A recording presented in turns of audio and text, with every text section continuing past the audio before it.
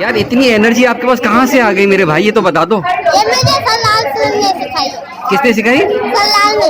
अच्छा, तो आगे बड़े होकर क्या बनना चाहते हो आप जो है? मैं अब जज बनूंगा। हाँ? जज बनूंगा। अच्छा, जज बनेंगे तो फैसले बिल्कुल सही करेंगे फिर आप जो है। हाँ हाँ, ठीक है। और ये भी जो माजूरी है क्या होती है भाई? माजूरी कुछ नहीं होती, हम माजूरी बनाए हुए। अगर यहाँ पे रैंप ना होती तो मैं अगर यहाँ पे रैंप होगी तो मैं माजूर नहीं होऊंगा। अगर मैं कहीं मॉल में जाता हूँ वहाँ पे रैंप है तो मैं माजूर नहीं हूँ, मेरी डिसेबिलिटी खत्म हो जाती है।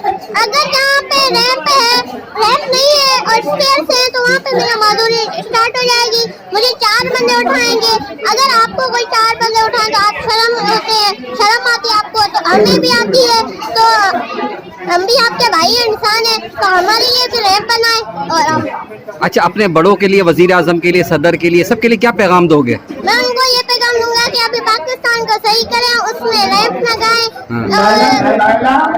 और जो हमारी मजबूरियां हैं वो उनको खत्म करें। अच्छा, क्या क्या मजबूरियाँ हैं? एक तो पहला रैंप है, जो रैंप हमें जहाँ पे बनानी होती है।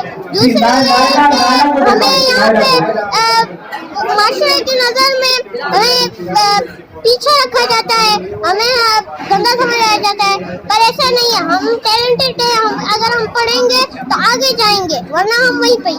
नहीं, आपको देख के तो हमें नहीं लगता कि कोई पीछे जा सकता, तो इंशाल्लाह सारे आगे आगे जाएंगे। चल, तालीम का एक होता है शऊर और दूसरा होता है तालीम। अगर इंसान के पास 2 आ जाए ना तो दो ये है ना, इंसान ताकतवर बन जाता है। दूसरा पढ़ाई पहला वो, तो आप उन दोनों को दे दे, फिर इंसान वो कामयाब है। बहुत बहुत शुक्रिया बिलाल, आपका बहुत बहुत शुक्रिया।